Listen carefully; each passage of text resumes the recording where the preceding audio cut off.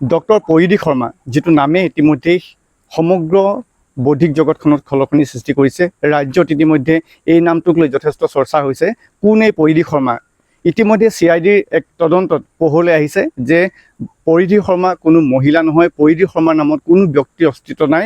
এইটো এটা ছদ্মনাম, আৰু যিটো ছদ্মনাম ব্যৱহাৰ কৰি শিৱসাগৰৰ এজন যুৱকে বিভিন্ন লেখা বাতৰি কাকত আলোচনীত লিখি আহিছিল, আৰু সেই পৰিধি শৰ্মাৰ নামত সেইজন যুৱকে বিভিন্নজন ব্যক্তিৰ সৈতে, বৌদ্ধিক জগতৰ বহুজন ব্যক্তিৰ সৈতে আচলতে টেলিফোনিক সম্পৰ্ক ৰাখিছিল বুলি অভিযোগ উত্থাপন হৈছে। আৰু তাৰপিছতেই আমি বৰ্তমান সময়ত পৰিধি শৰ্মাৰ ছদ্মনাম ব্যৱহাৰ কৰা সেইজন যুৱকৰ সৈতে উপস্থিত আছোঁ। আৰু মই তেখেতৰ পৰা পোনে পোনে এই গোটেই কথাখিনিৰ ওপৰত কিছু কথা জানিবলৈ যত্ন কৰিম। ধ্ৰুৱজ্যোতি, মই তোমাৰ কাষলৈ পোনে পোনে আহিছোঁ। যিহেতু এটা চৰ্চা চলিছে যে পৰিধি শৰ্মা, কোন পৰিধি শৰ্মা? পৰিধি শৰ্মাটো মই যিহেতু লেখা মেলা কৰি ভাল পাওঁ, পৰিধি শৰ্মাটো ছদ্মনাম, কেৱল মাত্ৰ লিখিবলৈ কাৰণেহে মই সেই নামটো ব্যৱহাৰ কৰিছোঁ। বাকী কোনো ধৰণৰ বেয়া ইণ্টিমেণ্ট আছে এই নামটো ক'তো নাই। মইতো বুকুত হাত দি ক'ব পাৰোঁ, মই কেৱল অকল লিখাৰ কাৰণেহে এই নামটো মই ইউজ কৰিছিলোঁ, ব্যৱহাৰ কৰিছিলোঁ। ডক্টৰ পৰিধি শৰ্মা নামটো কিয় ব্যৱহাৰ কৰিবলগীয়া হ'ল? মই আগতে প্ৰথমতেতো মই 18-17 চন মানৰ পৰা লিখি আছোঁ। তাতে প্ৰথমতে মোৰ নামতে লিখিছিলোঁ, মই এইবোৰ ধান্দা মনলৈ অহা। কিন্তু লাহে লাহে যেতিয়া কিছুমান লিখিলে বিভিন্ন মানুহৰ ওচৰৰ পৰা ভকে আহে, এনেকৈ এইবিলাক কিয় লিখিছোঁ, ঢেৰ অসংখ্য, সেইটো আপোনাক মই কিমান। তাৰপিছতে মই এটা ছদ্মনামতো ছদ্মনামত যদি লিখোঁ, হয়তো এই নামটো ব্যক্তি ক'তো নাই, এইটো কোনেও মোক কমপ্লেইনো কৰিব নোৱাৰে যে যাতে এইটো মানুহৰ মোৰ নাম এইটো। সেইকাৰণে মই এটা ছদ্মনাম ধৰি লিখা মেলা কৰিছিলোঁ। এই ছদ্মনামটো কেতিয়াৰ পৰা ব্যৱহাৰ কৰা হৈছিল? এইটো 21 চনৰ পৰা মই লিখিছিলোঁ প্ৰতিদিনত।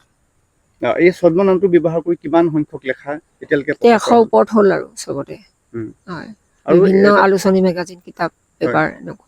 আৰু এই ছদ্মনামটো যিহেতু ডক্টৰ পৰিধি শৰ্মা বুলি লিখা হৈছে, আৰু সমান্তৰালভাৱে দিল্লী বিশ্ববিদ্যালয়ৰ পদাৰ্থ বিজ্ঞান বিভাগৰ এগৰাকী অধ্যাপিকা হিচাপে আপুনি নিজকে চিনাকি দিছে। মই এইটো সম্পৰ্কত এইটো এতিয়াৰ নহয়, এইটো আজি 6 মাহমানৰ আগতেই ওলালে। মই তেতিয়া বুদ্ধি সমাজ স্বীকাৰো কৰিছোঁ যে এইটো মই ভুল। আৰু তেতিয়া সকলোৱে কৈছে ঠিক আছে, ভুলটো তুমি স্বীকাৰ কৰিলা, এইটো খুব ভাল প্ৰতি, এতিয়াৰ পৰা তুমি শুদ্ধ হ'লা, কিন্তু লিখাটো নেৰিবা, তুমি এইটো নামতে লিখা চলাই যোৱা, মাত্ৰ ডেজিগনেশ্যনটো ব্যৱহাৰ নকৰিবা।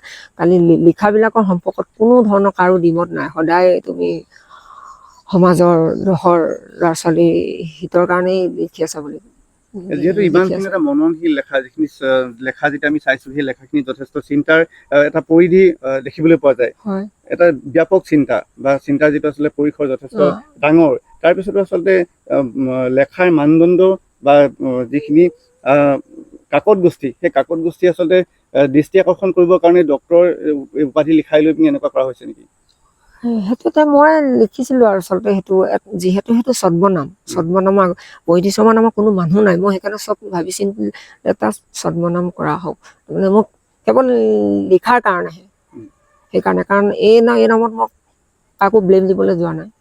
আৰু এই ছদ্মনাম ব্যৱহাৰ কৰি এটা ফেচবুক একাউণ্ট খোলা হৈছিল, আৰু এই ছদ্মনামটো ব্যৱহাৰ কৰি যিটো ফেচবুক একাউণ্ট খোলা হৈছিল, তাত কিন্তু বেলেগ এগৰাকী মহিলা অকল এইটো ইয়াৰ অসমৰ নহয়, কৰ্ণাটকৰ এগৰাকী ফেচবুকতে ফটো পাইছিলোঁ। মই এখন ফটোকে নিয়ে জাষ্ট লগাই থৈছিলোঁ, মানে কোনো ধৰণতে আকৌ ব্যক্তিগত ফটো মই ক'তো শ্বেয়াৰ কোনো ধৰণৰ। আপুনি মোৰ যদি প্ৰফাইলটো চাই আপুনি অকল লিখাবিলাকহে পাব, একো নাই, অকল আৰ্টিকুলবিলাকহে। মই কেৱল সামাজিক মাধ্যম ব্যৱহাৰ কৰিছোঁ লিখাৰ পেপাৰত লিখা হৈছে। অসমীয়া প্ৰতিদিন সম্পাদকীয় পৃষ্ঠাত প্ৰবন্ধ, সেইটো আছে আমাৰ অসম, জনমভূমি, আৰু বিভিন্ন মেগাজিনত এনেকুৱা। কি বিষয়ৰ ওপৰত আপুনি প্ৰবন্ধ? মই ৰাজনৈতিক, সামাজিক আৰু গণিত আৰু বিজ্ঞান, বিশেষকৈ গণিত বিজ্ঞানৰ ওপৰতে বেছিকৈ লিখোঁ। অকল মাত্ৰ এজন তেওঁ কমপ্লেইনটো কি কাৰণে দিলে মই সেইটো আজিলৈকে বুজি নাপালোঁ। কোনো ধৰণৰ শত্ৰুতা নাই, কোনো ধৰণৰ ব্যক্তিগত শত্ৰুতা নাই। তেওঁ এখন বাজেট এনালাইচিছৰ কিবা এখন কিতাপ উলিয়াম বুলি কৈছিলে মোৰ আগত, 1907 চনৰ পৰা বাজেট। মই ভালকৈ বুজিও পোৱা নাই, মোক ক'লে আৰু এনেকুৱা। মই বোলো মই সিমান সেইটো বিষয় যিহেতু মই মানুহে নহয়, ইংৰাজী 1907 চনৰ পৰা বাজেট এনালাইচিছৰ এখন ডাঙৰ কিতাপ উলিয়াব, প্ৰায় 20 লাখ মান টকাৰ প্ৰজেক্ট হ'ব বুলি ক'লে। মোক কৈছে তুমি, মই বোলো নাই মই এইবিলাকত থাকিব নোৱাৰোঁ, কাৰণ মোৰ সেইটো এটা বিচাৰ্য বিষয় নহয়, মোৰ সেইটো জ্ঞানৰ পৰিধিৰ ভিতৰতো নহয়, গতিকে আপুনি বেলেগ নাই। মানুহজনে নেৰিলে, কৈছে পলাশ ৰঞ্জন বৰুৱা বুলি কয়। অকল এজন মাত্ৰ লাগি আছে সেই লিখাৰ যোগেদিয়ে। সেইটোৱে। কি ধৰণে কথা হৈছিলে তেওঁৰ লগত? তেওঁলোক অইন একো নাই, অকল লিখা কথা। তেওঁকো সুধিব পাৰিব যদি কিবা বেলেগ কথা, যদি তথ্য আছে, ৰেকৰ্ড আছে দিয়ক, একো কথা অকল লিখাৰ কথাহে। সৌ সিডালকে আপুনি সুন্দৰ, একো প্ৰব্লেম। মই আচৰিত খালোঁ, এইজন মানুহে কিয় মানে এনেকুৱা কৰিছে। কি ধৰণৰ কথা বতৰা চলিলে যে তেওঁ অৱশেষত আৰক্ষীৰ ওচৰলৈ যাবলগীয়া হ'ল? সেইটো এতিয়ালৈকে সেইটো ময়ো নাজানো। তেওঁ মানে এইটো ভাবিছে যে ইমান লিখাখিনিনো কোনে লিখে আচলতে, যিহেতু ছদ্মনাম এইটো এতিয়া মানে এইটো যে ছমাহৰ আগৰ পৰা চৰ্চা চলি আছে। মই যেতিয়া স্বীকাৰ কৰিলোঁ হয় মোৰ পৰিধিটো, মোৰ এটা ছদ্মনাম আৰু বিশ্ববিদ্যালয়ৰ নাম ব্যৱহাৰ কৰি ভুল হৈছে বছ, তেতিয়া সকলোৱে মোক ক'লে ঠিক আছে, মানুহৰ ভুলটো হয়, কাৰণ তুমিতো একো জানি সিমান ডাঙৰ ভুল কৰা নাই যে, তো মাত্ৰ তোমাৰ লিখাটো লিখিছা, লিখাটোৰ ছদ্মনামটো আৰু ছদ্মনামো ঠিক আছে, মাত্ৰ ডেজিগনেশ্যনটো কাৰণে হেৰি হৈছে বুলি ক'লে। যিখন বাজেট বিশ্লেষণ কমিটি যিখন বনোৱা হৈছিলে তাত আচলতে বিষয়ে বাজেট বিশ্লেষণ কমিটি, সেইটো বিষয়ে তেওঁহে জানিব। এইটো ক্ষেত্ৰত মই একো আপোনালোকক নাজানো। কি ধৰণে যোগাযোগ হৈছিলে? মোক সেইটোৱে ক'লে 1907 চনৰ পৰা এখন কিতাপ উলিয়াম। মই বোলো সেইবিলাকতো মোৰ আইডিয়া নহয়, মইতো একো নাজানো। আৰু মানুহজনে কৈছে ইয়াৰ কাৰণে পইচা বহুত লাগিব, পইচা পাতি কেনেকে তুমি অলপ দিয়া। মই বোলো মই ক'ৰ পৰা দিম, মোৰতো নাই। আৰু তেনেকে তোমাৰ বিভিন্ন কাৰণ মোক জানে, লিখা মেলাৰ যোগেদি কিছুমান মানুহ চিনি পাওঁ মই। কৈছে তুমি তেওঁলোকৰ পৰাও হেৰি কৰিবা। মোক এখন চিঠি ড্ৰাফ্টাৰ বনাই দিলে, বুজিছে নে, যে এনেকুৱা তো যালে, কিন্তু মই কাকো দিয়া নাই, কাৰোবাৰ পইচা। মই খেলটো গম পালোঁ যে এইখন কিতাপ বাজেট কমিটি মানুহ মাত্ৰ চাৰিটা মানুহ এখন বাজেট কমিটি বনাব পাৰে নেকি? তাত অসম চৰকাৰে এইটো সম্পূৰ্ণ পাৰ্চনেল কথা। তাৰপৰা তেওঁ চাইলেণ্ট, এই বিষয়ে একো নোকোৱাও হ'ল, নেমেলাও হ'ল। আৰু এতিয়া যিটো কেছ দিয়া হৈছে আপোনাৰ ওপৰত, কি ধৰণে আৰক্ষীয়ে যোগাযোগ কৰিছে, কি ধৰণে কথা বতৰা চলিছে? নাই, ছাৰে মাতিছিলে ষ্টেটমেণ্ট এটা দিবলৈ বুলি আছে। আগতেও CID মোক 2 মাহৰ আগতে ষ্টেটমেণ্টটো লৈছিলে ৰুজুতি নাথ ছাৰে। সুধিলে আৰু তুমি, মই ক'লো আৰু হয়। কৈছে লিখাবোৰ ঠিকে আছে, কোনেও তোমাৰ লিখা বেয়া পোৱা নাই, চবে ভাল পাইছে। আৰু এটা অভিযোগ উত্থাপন হৈছে যে আপুনি মহিলাৰ মাত ব্যৱহাৰ কৰি বহুখিনি বৌদ্ধিক জগতৰ লগত জড়িত সম্পাদক, সাংবাদিকৰ লগত আপুনি যোগাযোগ ৰাখিছিল, আৰু বহুত কিছুমান যৌনগন্ধি কথা বতৰা পাতিছিল বুলিও বহুতে অভিযোগ উত্থাপন কৰিছে। টকা পইচাৰ লেনদেন আপুনি কৰিছিলে বুলি অভিযোগ উত্থাপন হৈছে। এইখিনি সম্পৰ্কত আপোনাৰ এইটো সম্পূৰ্ণ মিছা। কাৰণ মই যিহেতু ছদ্মনাম লৈছোঁ, মোক কথা ক'লে এতিয়া মাতটোৱে সেনেকুৱা। মই এতিয়া কি ক'ম এতিয়া? সেইটো কোন বৌদ্ধিক জগতৰ লোকে আপোনাৰ লগত সম্পৰ্ক ৰাখিছিলে? লিখা মেলা কৰা মানুহে। বৌদ্ধিক জগত বুলি নাই, যি লেখক আৰু সিমান মোৰ বহুত ডাঙৰ মানুহৰ লগতো কোনো সম্পৰ্ক নাই সিমান মোৰ। কাৰণ মই এটা লেখোঁ, তেওঁলোকেও লেখে, সেইভাগেই চিনাকি। এইটো সিমান গভীৰ বিষয়ো নহয়, জাষ্ট লেখা ভাল পাওঁ আৰু ভাল লাগিছে আৰু লিখিবা, সেয়াই আৰু। এতিয়া যিহেতু ছদ্মনাম যিটো আছিলে পৰিধি শৰ্মা, সেই পৰিধি শৰ্মাৰ ছদ্মনামৰ যিগৰাকী আচল মানুহ এতিয়া ৰাইজে চিনি পালে, এতিয়া ভৱিষ্যত সময়ত আপুনি লেখাখিনি কি ধৰণে লিখিব? ছদ্মনাম পুনৰ ব্যৱহাৰ কৰিব নে নিজৰ নামটোক লৈ লিখিব? ছদ্মনাম মোক কৈছে আপুনি এইটো নামতে লিখি যাওক, এইটো নাম সকলোৱে ভাল পাইছে।